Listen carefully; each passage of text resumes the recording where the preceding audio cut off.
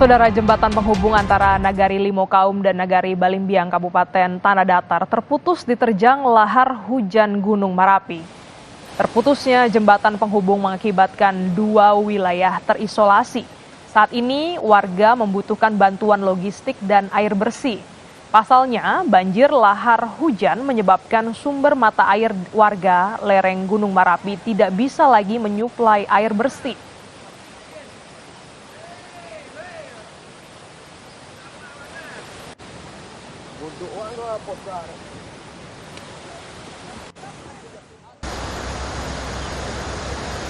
Sementara itu, memasuki hari kelima pencarian, area pencarian korban banjir lahar hujan di Kabupaten Tanah Datar, Sumatera Barat diperluas dan personil tim pencarian ditambah dari TNI Polri, Basarnas hingga sukarelawan.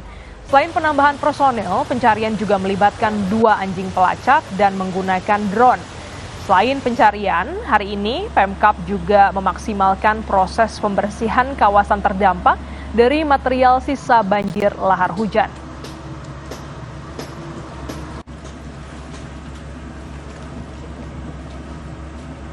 Batalion Marinir satu batalion Marinir, 1 batalion TNI AD, 1 batalion Polri, dan juga Basarnas relawan ada 4 batalion kita siapkan hari ini untuk dalam pencarian.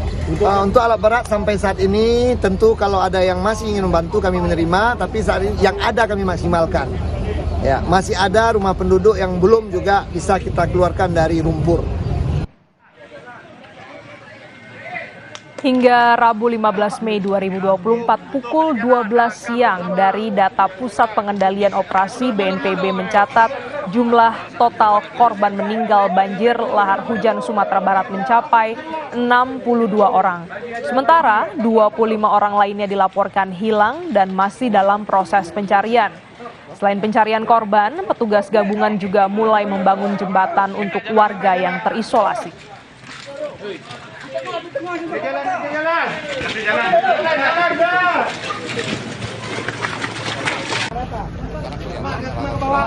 Membersihkan lumpur, membuka jalan, jembatan yang terputus juga terima kasih dari TNI Angkatan Darat ya, TNI khususnya. Ada 2 jembatan beli, 1 dipasang tadi di Tanah Datar.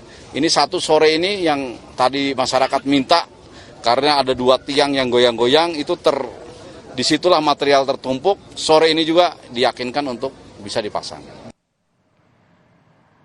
Untuk mengetahui kondisi terkini pasca banjir lahar hujan Gunung Merapi di Kabupaten Tanah Datar, sudah bergabung bersama kami jurnalis Kompas TV Rio Yohanes. Selamat pagi Rio, bagaimana perkembangan penanganan bencana dan juga pencarian korban banjir lahar hujan di sana? Ya, Glenis dan juga saudara, untuk hari ini masuki hari kelima untuk penanganan pasca bencana terjangan banjir lahar hujan. Ini di Provinsi Sumatera Barat kemarin itu tim SAR gabungan kembali berhasil menemukan 3 orang korban, 2 di Kabupaten Tanah Datar dan 1 di Kabupaten Agam. Dengan penemuan 3 orang korban ini, total saat ini sudah 62 orang korban yang berhasil ditemukan oleh tim SAR gabungan dan 25 lainnya masih dalam proses pencarian. Dan pencarian pada hari ini akan mulai dilakukan nanti pada pukul 8 pagi. Tim SAR gabungan akan menggelar apel untuk menyebar personil di beberapa titik. Pencarian kalau dalam hari pencarian ini masuk hari ke-6, pencarian akan diperluas lagi areanya sampai ke Kabupaten Sijunjung karena di sana juga ditemukan 1 orang yang korban dari Kabupaten Tanah Datar ini hanyut sampai ke Kabupaten Sijunjung. Untuk itu tim SAR gabungan akan memperluas area pencarian dan juga pada hari ini juga akan memaksimalkan proses pembersihan daerah-daerah yang masih terendap oleh lumpur pasca banjir bandang. Demikian, Glenny. Ya, sebelumnya Bupati Tanah Datar ini menyebutkan ada penambahan personil dan alat yang digunakan seperti drone untuk pencarian. Sebenarnya boleh digambarkan Rio bagaimana kendala atau apa yang menjadi kendala yang dihadapi tim gabungan dalam pencarian korban ini? Ya, Glenis, untuk pencarian tim korban di sini tim gabungan memang masih dihadapkan dengan kendala cuaca yang sering berubah-ubah dan juga masih tingginya curah hujan di area puncak Gunung Merapi. Ini membuat pencarian sedikit terkendala dan juga material lumpur yang dalam Sehingganya anjing pelacak belum bisa bekerja dengan maksimal karena lumpur-lumpur di sini masih lunak dan sangat dalam.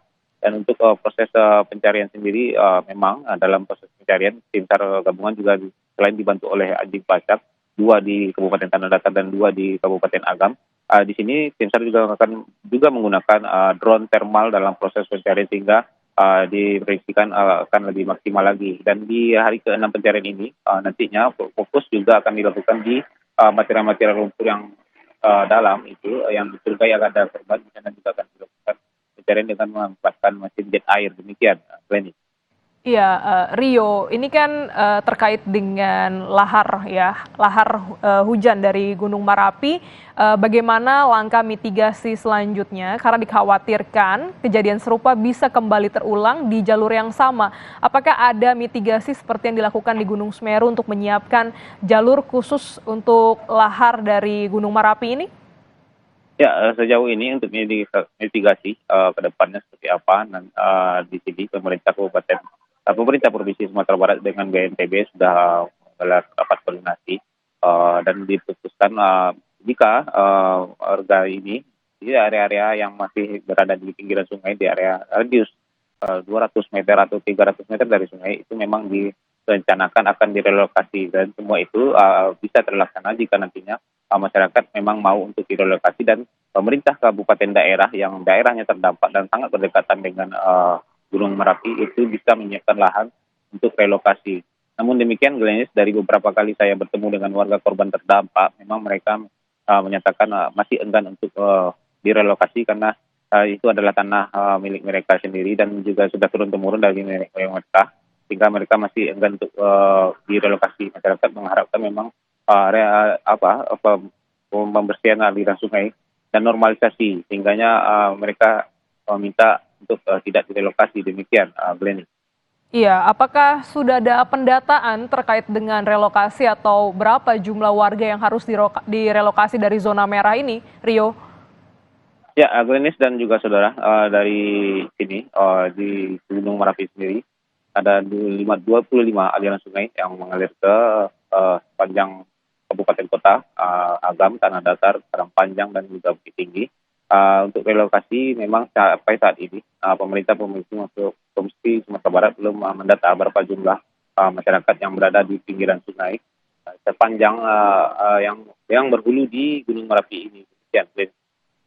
Masih dalam pendataan hingga saat ini, namun mitigasi masih terus diupayakan dan juga dibahas terkait dengan kemungkinan kembali kejadian bencana kembali terjadi di sekitaran jalur lahar di Gunung Merapi. Terima kasih Rio Yohanes langsung dari Tanah Datar, Sumatera Barat.